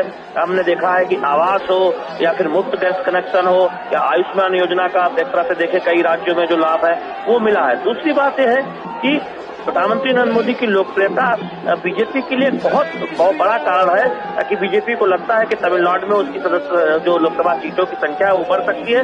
लेकिन इसके साथ ही साथ इस बार दरअसल एक मजबूत स्थानीय एक टीम मिली है, जिसमें हम देख रहे हैं कि बीजेपी को सफलता मिली है कि वो स्थानीय स्तर पर पार्टी को मजबूत करने में सफल साबित हुई, जो कि ये बहुत जरूरी है कि बूथ स्तर पर भारतीय जनता पार्टी मजबूत हो। किसी भी राजनीतिक दल के लिए जरूरी है कि अगर उसे चुनावी सफलता हासिल करनी है तो पार्टी के संगठन को सक्रिय होना पड़ेगा और बूथ स्तर पर पार्टी का संगठन खड़ा हो। और बीजेपी इस मामले में तमिलनाडु में एक सफलता पाती हुई दिखाई दे रही है कि पार्टी को 2019 के मुकाबले 2024 में जो उसका संगठन है वो काफी मजबूत है और उसका विस्तार भी हुआ है। यही वजह है कि बीजेपी कहती है कि तमिलनाडु में न इस बार कोई न केवल खाता खुलेगा बल्कि एक बहुत शानदार नतीजे भारतीय जनता पार्टी के लिहाज से रहेंगे। तो ये प्रमुख बदलाव हम 2019 के मुकाबले 2024 के चुनाव में देख रहे हैं और राजनीतिक समीक्षक भी ये मान रहे हैं कि बीजेपी की जो दावेदारी है वो 2019 के मुकाबले इस बार के लोकसभा चुनाव में दक्षिण भारत में, खासतौर पर तमिलनाडु में या फिर तेलंगाना में या आंध्र प्रदेश में ज्यादा बेहतर स्थिति में दिखाई दे रही है। उसकी वजह है कि पार्टी ने संगठन के स्तर पर बहुत काम किया है और प्रधानमंत्री नरेंद्र मोदी की अगुवाई में कल्याणकारी योजनाओं का काफी फायदा दक्षिण भारत के राज्यों को भी मिला है और साथ ही साथ तमाम बुनियादी ढांचा परियोजनाएं वो बहुत तेजी से जिनकी रफ्तार के साथ उसे पूरा किया गया है दक्षिण भारत में, चाहे तमिलनाडु में हो या फिर तेलंगाना में हो या कर्नाटक या आंध्र प्रदेश में। बिल्कुल, और जो वो तमाम योजनाएं हैं उनका लाभ वहां पर लोगों को मिला है देश के बाकी हिस्सों की तरह। तो प्रधानमंत्री नरेंद्र मोदी भी बार बार उन चीजों का जिक्र भी करते हैं और भारतीय जनता पार्टी ने उसे लाभार्थियों को जो लाभ मिला है उसे एक मुद्दा भी बनाया है। अनुज, जिस तरह से प्रधानमंत्री नरेंद्र मोदी का ये रोड शो चल रहा है, प्रधानमंत्री नरेंद्र मोदी के और क्या क्या कार्यक्रम हैं इस बार का, जो ये प्रधानमंत्री का 5 दिनों का साउथ का, दक्षिण का जो दौरा है? देखिए, प्रधानमंत्री नरेंद्र मोदी का कल तमिलनाडु के अंदर उनकी जनसभाएं हैं और दक्षिण भारत की यात्रा के बाद लगातार 4 दिनों तक प्रधानमंत्री दक्षिण भारत में रहे। दक्षिण भारत के अंदर अब बाकी देश के अंदर, चाहे हम पूर्वोत्तर की बात करें, क्योंकि पहला फेज का जो चुनाव होगा वो उत्तर भारत के कई राज्यों के अंदर है। प्रधानमंत्री उन सभी राज्यों के अंदर जाएंगे, इसी तरीके से रोड शो और जनसभाओं को संबोधित करेंगे। लेकिन सबसे बड़ी बात लालचंद्र है जिसका एक बार से हम फिर से जिक्र करना चाहेंगे और हमारे सहयोगी शैलेंद्र ने बड़ी अच्छी बात कही। देखिए, भारतीय जनता पार्टी की जीत और भारतीय जनता पार्टी जिस तरीके से लगातार अपना वोट बैंक बढ़ा रही है, वोट प्रतिशत बढ़ा रही है, उसके पीछे अगर सबसे बड़ा कोई कारण है तो वो है मजबूत संगठन। और संगठन मजबूत कब होता है लालचंद्र? मैं तो इस बात को कहूंगा कि दूसरी विपक्षी पार्टियों को भी भारतीय जनता पार्टी से सीख लेनी चाहिए। संगठन मजबूत तब होता है जब संगठन के अंदर काम करने वाले युवा नेता को इस बात का एक विश्वास रहता है कि किसी दिन, एक दिन वो भी बड़ा नेता बनेगा। और प्रधानमंत्री नरेंद्र मोदी ने वो करके दिखाया है। उसका सबसे बड़ा उदाहरण हरियाणा, उसका सबसे बड़ा उदाहरण मध्य प्रदेश, राजस्थान, जहां एक आम कार्यकर्ता, एक पार्टी कार्यकर्ता को मुख्यमंत्री पद तक पहुंचाया जाता है। ये एक सबसे बड़ी जीत है संगठन को मजबूत करने की और भारतीय जनता पार्टी को जीत हासिल करने की। विपक्षी पार्टियों को, चाहे वो क्षेत्रीय पार्टी हो या राष्ट्रीय पार्टी हो, ये सीख लेनी चाहिए भारतीय जनता पार्टी से निश्चित तौर पर, क्योंकि अपना जीवन खपाने के लिए युवा राजनीति में नहीं आता, अपना जीवन बनाने के लिए, दूसरों का जीवन बनाने के लिए और समाज की सेवा करने के लिए आता है। और ये सबसे बड़ा उदाहरण भारतीय जनता पार्टी के अंदर देखने को मिलता है कि एक एक कार्यकर्ता की जो मजबूती है उसका उतना ही सम्मान उसको मिलता है जितनी वो है। चुनाव का समय है, लोकसभा चुनाव होने जा रहे हैं, ऐसे में ये बात हर राजनीतिक दल के लिए होनी चाहिए कि उनके कार्यकर्ता जब सड़कों पर मेहनत करते हैं तो उन्हें राजनीति की हिस्सेदारी भी, राजनीति में हिस्सेदारी भी मिलना चाहिए। प्रधानमंत्री नरेंद्र मोदी और भारतीय जनता पार्टी ने ये करके दिखाया है और शायद दक्षिण भारत के अंदर युवाओं के अंदर एक बड़ी उम्मीद भारतीय जनता पार्टी से है, बड़ी उम्मीद प्रधानमंत्री नरेंद्र मोदी से है। इसी वजह से हम कह सकते हैं कि एक जो भारी संख्या में जो जन सैलाब उमड़ रहा है सड़कों पर, ये बदलती हुई राजनीति का स्वरूप और रूप बता रहा है। लालचंद, बिल्कुल, ये बदलती हुई राजनीति के बारे में कहीं ना कहीं ये तस्वीरें जो हैं वो संकेत दे रही हैं। शैलेंद्र, जैसा कि हम देख रहे हैं कि प्रधानमंत्री के इस रोड शो में केंद्रीय मंत्री एल मुरुगन भी शामिल हैं, कि अन्नामलाई तो हैं ही, भारतीय जनता पार्टी के तमिलनाडु के अध्यक्ष केंद्रीय मंत्री एल मुरुगन भी हैं। ये बताइए कि इस बार जिस तरह से भारतीय जनता पार्टी ने यह तय किया है कि बहुत सारे बड़े नेताओं को उन्होंने लोकसभा चुनाव के मैदान में उतारा है, तमिलनाडु में जो भारतीय जनता पार्टी ने इस बार टिकट देने का प्लान बनाया है, जितने टिकट अभी तक दिए हैं, उसमें किस तरह के चेहरे इस बार तमिलनाडु में भारतीय जनता पार्टी की तरफ से देखने को मिल रहे हैं या मिल सकते हैं आगे चलकर? शैलेंद्र, देखिए लालचंद्र, आप देखिए केरल में भारतीय जनता पार्टी ने एक तरफ युवा उम्मीदवारों को मौका दिया है, तो वहीं केंद्रीय मंत्री वी मुरलीधरन हो या फिर राजीव चंद्रशेखर हो, उन्हें चुनाव मैदान में उतारा है, जिससे एक संदेश गया है कि भारतीय जनता पार्टी अपने बड़े नेताओं को भी चुनाव लड़ने के लिए चुनाव मैदान में उतार रही है और साथ ही साथ जो संगठन में काम कर रहे युवा नेता हैं उनको भी चुनाव मैदान में उतार रही है। तमिलनाडु में हम देखेंगे कि जो सूची आएगी उसमें निश्चित तौर पर संगठन के कई चर्चित चेहरे होंगे जो चुनावी मैदान में एक तरह से देखे भारतीय जनता पार्टी की तरफ से उम्मीदवार के तौर पर नजर आएंगे। तो ये एक संकेत होगा कि जिसमें कुछ ऐसे भी चर्चित चेहरे हैं जो पूर्व में सरकारों में मंत्री रह चुके हैं या फिर जिनको राजनीतिक तौर पर बड़ा अनुभव रहा है, और साथ ही साथ महिला उम्मीदवारों पर भी आप देखें कि कुछ बड़े चेहरे तमिलनाडु में हम देख रहे हैं, तमिलनाडु की राजनीति में भारतीय जनता पार्टी की तरफ से लड़ते नजर आएंगे। तो ये एक बहुत महत्वपूर्ण रणनीति होगी बीजेपी के लिहाज से, जिसमें भारतीय जनता पार्टी ने दिखाया है अभी तक जो दक्षिण भारत की जो जिन राज्यों में सीटों पर उम्मीदवारों का ऐलान हुआ है उनमें एक संतुलन दिखा है, युवा चेहरों का, अनुभवी चेहरों का, और साथ ही साथ केंद्र में मंत्री पद पर जिन नेताओं ने जिम्मेदारी संभाली है उनको भी लोकसभा चुनाव के में मैदान में उतारा गया है। तो हम तमिलनाडु में भी देखेंगे कि इस तरह के कुछ चुनाव के मैदान में भारतीय जनता पार्टी की तरफ से लड़ते नजर आएंगे। इस रणनीति पर बीजेपी आगे बढ़ेगी, इस तरह के संकेत है तमिलनाडु में भी। बिल्कुल, वो तमाम जो भारतीय जनता पार्टी, हम जानते हैं कि अपने चुनावों में जब जाती है तो बहुत ही तैयारी के साथ, बहुत ही रिसर्च और होमवर्क के साथ जाती है, अपने कैंडिडेट को भी उसी तरह से चुनती है। लेकिन अनुज, ये जो रोड शो चल रहा है इसमें खास तौर पर कुछ नारे जो हमें बड़ी जोर शोर से सुनाई पड़ रहे हैं, उसमें मोदी मोदी के नारे हैं, उसमें जय श्री राम के भी नारे हैं। ये तमाम नारे इस रोड शो से उभर करके सामने आ रहे हैं और ज्यादा सुनाई पड़ रहे हैं।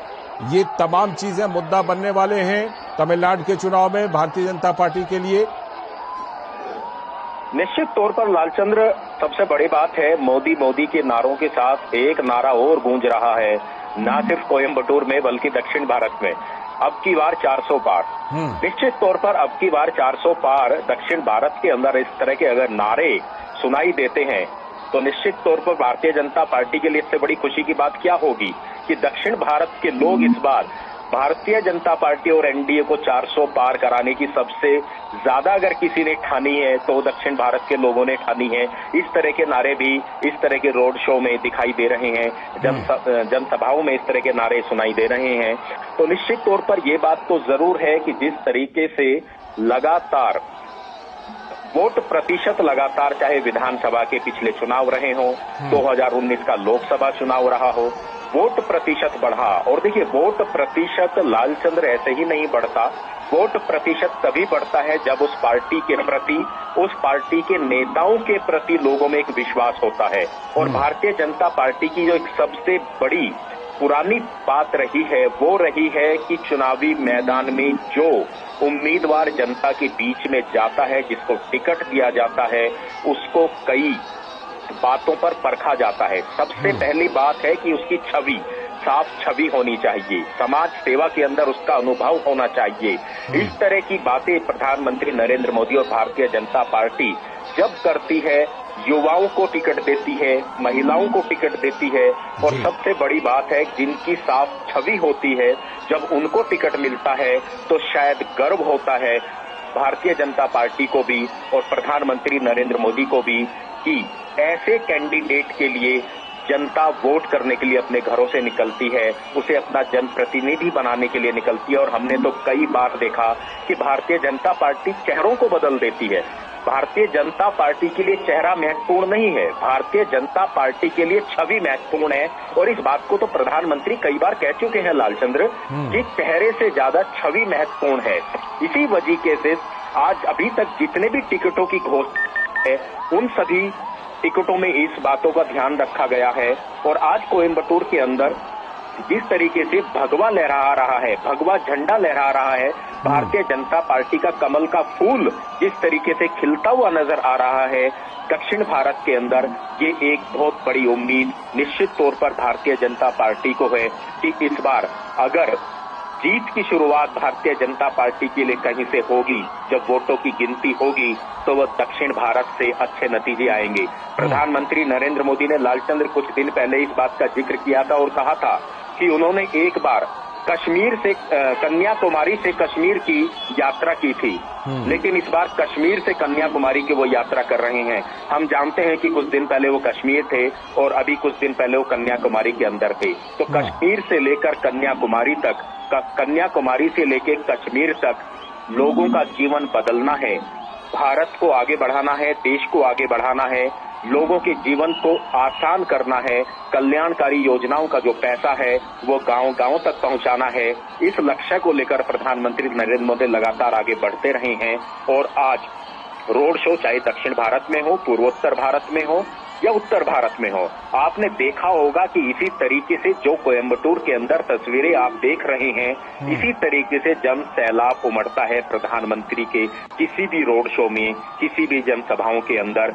ये एक विश्वास पैदा होता है, एक विश्वास पैदा करता है, अच्छी राजनीति के संकेत देता है और बदलती हुई राजनीति के भी संकेत देता है। लालचंद, बिल्कुल, बदलती हुई राजनीति के संकेत हैं, बदलती हुई राजनीति की तस्वीरें हैं। और शैलेंद्र, उन्हीं तस्वीरों में अभी एक तस्वीर दिखी थी जिसमें कि कुछ लोग जो हैं वो लिख कर लाए हैं अपने प्लेकार्ड में कि मैं हूं मोदी का परिवार। ये तमिलनाडु में भी बड़ा मुद्दा बनता दिख रहा है बाकी हिस्सों की तरह। बिल्कुल, निश्चित तौर पर हमने देखा कि जब से विपक्षी दल ने एक तरह से कटाक्ष करने की कोशिश की और उसके बाद हमने देखा कि भारतीय जनता पार्टी ने एक बहुत बड़ा अभियान चलाया, जिसमें तमाम भारतीय जनता पार्टी के नेताओं ने अपने सोशल मीडिया हैंडल पर इस बात को लिखा कि मैं हूं मोदी का परिवार। और उसके बाद आम जनता अपने सोशल मीडिया हैंडल्स पर इस बात को लिख रही है और उसको एक बड़ा जन समर्थन मिलता हुआ दिखाई दे रहा है। और बीजेपी उससे एक बड़े अभियान के तौर पर उसे बदलती हुई दिखाई दे रही है। तो न केवल उत्तर भारत बल्कि हम दक्षिण भारत में भी देख रहे हैं कि अब जब चुनावी अभियानों में इस तरह की तथ्यां ये दिखाती हैं कि इस अभियान को एक बड़ा जन समर्थन मिलता हुआ दिखाई दे रहा है। दरअसल हम उन बदलावों की बात कर रहे थे जो भारतीय राजनीति में दिखाई देते हैं। वो बदलाव ये है कि अब एक युवा को लगता है कि अगर वो राजनीतिक तौर पर भागीदारी अपनी निभाना चाहता है तो उसको मौका है एक ऐसे राजनीतिक दल में जिसमें वंशवाद नहीं है, एक ऐसे राजनीतिक दल में जो युवाओं को आगे बढ़ने का मौका देता है। और यही वजह है कि भारतीय जनता पार्टी की जो ताकत है वो न केवल उत्तर भारत, पश्चिम भारत, उत्तर पूर्व में, बल्कि दक्षिण भारत में भी बढ़ती हुई दिखाई दे रही है। और यही भरोसा है बीजेपी के रणनीतिकारों को कि वो बीजेपी के खाते में इस बार 2024 के लोकसभा चुनाव में दक्षिण भारत में तमाम सफलताएं दर्ज होंगी। और लालचंद्र, ये तस्वीरें भी यही बयां करती हैं। इन तस्वीरों में प्रधानमंत्री नरेंद्र मोदी के प्रति जो प्रेम है वो दिखाई देता है। बिल्कुल, वो प्रेम दिखाई पड़ता है और उसी प्रेम का प्रत्युत्तर प्रधानमंत्री भी हाथ हिलाकर अभिवादन का जवाब दे रहे हैं। उसी प्रेम के प्रत्युत्तर के रूप में अनुज, जिस तरह से हमने देखा कि जय श्री राम के नारे तो गूंज ही रहे हैं, बल्कि तस्वीरों में ये भी दिख रहा है कि भगवान श्री राम की तरह पोशाक पहन करके वहां पर कुछ लोग आए हैं। देखिए, इसका सबसे बड़ा कारण क्या है लालचंद्र, ये भी हमें समझना होगा कि निश्चित तौर पर जो एक बहुत बड़ा संकल्प रहा भारतीय जनता पार्टी का, वो रहा श्री राम मंदिर का। और हमने इस बात को देखा जब प्राण प्रतिष्ठा अयोध्या के अंदर हो रही थी, उस समय प्रधानमंत्री नरेंद्र मोदी दक्षिण भारत के दौरे पर थे। दक्षिण भारत के जो मंदिर हैं वहां पर वो जा रहे थे, पूजा अर्चना कर रहे थे। और उसकी शुरुआत निश्चित तौर पर दक्षिण भारत से ही हुई थी। चुनाव की शुरुआत भी दक्षिण भारत से हुई है, लेकिन चुनाव को और उस कार्यक्रम को बिल्कुल अलग जो है कर देना चाहिए। उसके पीछे कारण भी है। उसके पीछे कारण है कि प्रधानमंत्री नरेंद्र मोदी जब रामेश्वरम गए थे, रामेश्वरम के मंदिर में गए थे, तो वहां से श्री राम, भगवान श्री राम का एक कनेक्शन है। लंका पर जीत के बाद जो श्री राम थे वो वहां से ही निकले थे और फिर अयोध्या में पहुंचे थे। और सबसे बड़ी बात है कि जो आज श्री रामेश्वरम के अंदर जो मंदिर है उसका निर्माण भी जो है एक तरीके से उसी समय पर हुआ था जब लंका पर जो है जीत हासिल की थी। तो प्रधानमंत्री नरेंद्र मोदी ने जिस तरीके से भगवान श्री राम का जो प्राण प्रतिष्ठा हुई थी उसमें सबको भागीदार बनाया, पूरे देश को भागीदार बनाया। और उसमें सबसे बड़ी बात यही थी कि देखिए, अयोध्या के अंदर, उत्तर प्रदेश के एक जिले फैजाबाद, अयोध्या के अंदर प्राण प्रतिष्ठा हो रही थी लालचंद्र, और जश्न पूरे देश के अंदर मन रहा था। ये गौरव का पल था, हर देशवासी के लिए गौरव का पल था। और इसी वजह से आज जो आप दक्षिण भारत के अंदर जय श्री राम के नारे चुनावी सभाओं में देखते हैं, रोड शो में देखते हैं, बच्चे पोशाकें पहनकर आ रहे हैं, ये वो गर्व की बात है जो एक दशकों के बाद हम इस बात को कहेंगे, जो एक सपना पूरा हुआ। और प्रधानमंत्री नरेंद्र मोदी तो कहते हैं कि जो कई दशकों तक जो भारतीय जनता पार्टी लगातार उनको अपने घोषणा पत्रों में रही, जिन बातों को, चाहे वो 370 की बात हो, चाहे वो श्री राम मंदिर की बात हो, वो सारे पूरे करके दिखाए हैं। और इसीलिए प्रधानमंत्री नरेंद्र मोदी कहते हैं कि मोदी की गारंटी जो मोदी कहते हैं वो इस बात को करते हैं। और दूसरी जो आपने एक सही सवाल आपने उठाया, मोदी का परिवार, ये बात आखिर क्यों आई? मोदी, प्रधानमंत्री नरेंद्र मोदी को आखिर ये बात क्यों बोलनी पड़ी, ये मुहिम क्यों चलानी पड़ी? इसी वजह से लालचंद्र की जिस तरीके से परिवारवाद राजनीति के अंदर लगातार न सिर्फ हावी हो रहा है, बढ़ता जा रहा है। उन्होंने कहा कि मेरा कोई परिवार नहीं है, मेरे परिवार के लोग पार्टियों को नहीं चलाते हैं, लेकिन इस देश के अंदर कई ऐसे परिवार हैं जो परिवार पार्टियों को भी चलाते हैं और लगातार वंशवाद आगे बढ़ता रहता है, युवाओं को मौका नहीं मिलता। प्रधानमंत्री नरेंद्र मोदी ने कहा कि 140 करोड़ की जनता मेरा परिवार है और वो मेरा परिवार है, मैं उनका परिवार हूं। ये जो एक मुहिम चलाई गई है, ये होती है एक राष्ट्र की बात। एक राष्ट्र जो है वो एक परिवार के रूप में है। तो प्रधानमंत्री नरेंद्र मोदी का इस बात को कहना कि वो देश के लिए और जनता के लिए अपना जीवन खपा रहे हैं, वो शायद लगता है कि जनता को अपील करता है।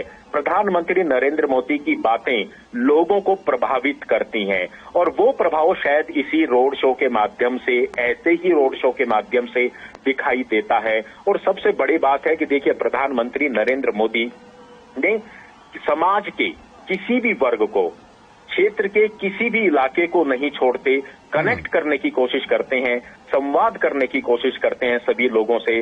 और जब किसी भी क्षेत्र के अंदर, किसी भी राज्य के अंदर, किसी भी धर्म के अंदर हम इस बात को कहें, किसी भी जाति के लोगों के अंदर हम बात कहें, जब हर व्यक्ति को ये बात लगने लगती है कि ये प्रधानमंत्री नरेंद्र मोदी तो हमारी बात कर रहे हैं, हमारी बात कर रहे हैं, आम आदमी की बात कर रहे हैं, तो ये एक जो कनेक्ट बनता है, जो एक संवाद बनता है, वो लोगों को जोड़ता है। और शायद इसी वजह से हम इस बात को कह सकते हैं कि प्रधानमंत्री नरेंद्र मोदी की लोकप्रियता बढ़ रही है, भारतीय जनता पार्टी और एनडीए का जन समर्थन बढ़ रहा है। चुनाव का समय है, निश्चित तौर पर राजनीतिक पार्टियों के लिए परीक्षा का समय जरूर है, लेकिन परीक्षा के समय में कौन कितनी तैयारी करता है, कितनी मजबूत तैयारी करता है, ये तो उसी बात पर निर्भर करता है। जो जितनी मजबूत तैयारी करेगा उसको उतना ही अच्छा रिजल्ट मिलेगा। निश्चित तौर पर प्रधानमंत्री नरेंद्र मोदी तो इस बात को लालचंद्र मंचों से कहते रहे हैं कि विपक्ष एक अच्छा विपक्ष, मजबूत विपक्ष हो, वो ये भी चाहते हैं। लेकिन विपक्ष अपनी तैयारियों में आखिर क्यों पिछड़ जाता है, ये भी एक सवाल चुनावों के समय में दिखाई देता है। निश्चित तौर पर राहुल गांधी भी पिछले कुछ दिनों में जो नेता हैं, बड़े नेता हैं, वो एक लंबी यात्रा पर थे। वो भी तस्वीरें देश की जनता ने देखी मीडिया के माध्यम से, ये भी तस्वीरें देश के माध्यम से देखी। बाकी राजनीतिक दलों के नेता हैं, चाहे वो आरजेडी नेता तेजस्वी यादव हों, अखिलेश यादव हों, दूसरे राजनीतिक दलों के नेता हों, वो भी रोड शो करते हैं, चुनाव प्रचार करते हैं। नरेंद्र मोदी प्रधानमंत्री भी करते हैं, बाकी भारतीय जनता पार्टी के लोग हैं वो भी करते हैं। लेकिन एक अगर देखें तो एक फर्क दिखाई देता है, वो फर्क दिखाई देता है कनेक्ट, लोगों के साथ सीधा कनेक्ट, सीधा संवाद। ये राजनीति का बदलाव जो हम बार बार बात कर रहे हैं लालचंद्र, ये राजनीति में बदलाव है। ये विपक्षी पार्टियों को भी समझना होगा। और लोकतंत्र की मजबूती तो लालचंद्र इसी में है कि सभी राजनीतिक पार्टी लोकतंत्र के इस पर्व में बड़ी संख्या में हिस्सेदारी लें और लोगों के मुद्दों को लेकर जनता के बीच में जाएं। उनके लिए कौन पार्टी क्या काम करेगी, इन बातों को लेकर जाए। ये एक अच्छे लोकतंत्र और मजबूत लोकतंत्र की तस्वीर होती है। आज प्रधानमंत्री नरेंद्र मोदी अपनी पार्टी के लिए, अपने गठबंधन के लिए दक्षिण भारत में वोट मांगने के लिए निकले हैं। आज वो कोयम्बटूर में है, तमिलनाडु में है, भारी जन सैलाब उमड़ रहा है। निश्चित तौर पर हर पार्टी को उम्मीद होती है, हर पार्टी जो मेहनत करती है उसको उम्मीद होती है कि उसको ज्यादा से ज्यादा वोट मिले, ज्यादा से ज्यादा सीट मिले। और शायद प्रधानमंत्री नरेंद्र मोदी भी अपने एनडीए गठबंधन के लिए और अपनी पार्टी के लिए जन समर्थन जुटाने के लिए अब सड़कों पर निकले हैं लालचंद। बिल्कुल, वो जन समर्थन दिख रहा है। और प्रधानमंत्री नरेंद्र मोदी जिस तरह से कनेक्ट करते हैं, आपने वो बात की। शैलेंद्र, जैसा कि हम देख रहे हैं कि जो जन सैलाब उमड़ा हुआ है, उस जन सैलाब में नारी शक्ति की उपस्थिति खास तौर पर और बहुत ही उत्साहित दिख रही हैं वहां पर उपस्थित महिलाएं प्रधानमंत्री के इस रोड शो में। इसकी एक वजह भी है, आप तमाम उन कल्याणकारी योजनाओं को देखते हैं जो महिला के कल्याण पर केंद्रित है। प्रधानमंत्री नरेंद्र मोदी, मैं जरा आपको इस समय रोकना चाहूंगा। अभी हम वो तस्वीरें दिखा रहे हैं जिसमें कि प्रधानमंत्री नरेंद्र मोदी ने कोयम्बटूर में जो 1998 में बीजेपी के नेता लालकृष्ण आडवाणी की कोयम्बटूर यात्रा के दौरान बम धमाके हुए थे और उनमें 55 से भी ज्यादा लोगों की जान चली गई थी। तो वहीं पर प्रधानमंत्री नरेंद्र मोदी उन सभी को श्रद्धा सुमन अर्पित कर रहे हैं। हम आपको बता दें कि ये जो घटना हुई थी, ये 1998 की घटना थी। उस समय भारतीय जनता पार्टी के वरिष्ठ नेता लालकृष्ण आडवाणी की कोयम्बटूर में एक रैली थी। उसी यात्रा के दौरान वहां पर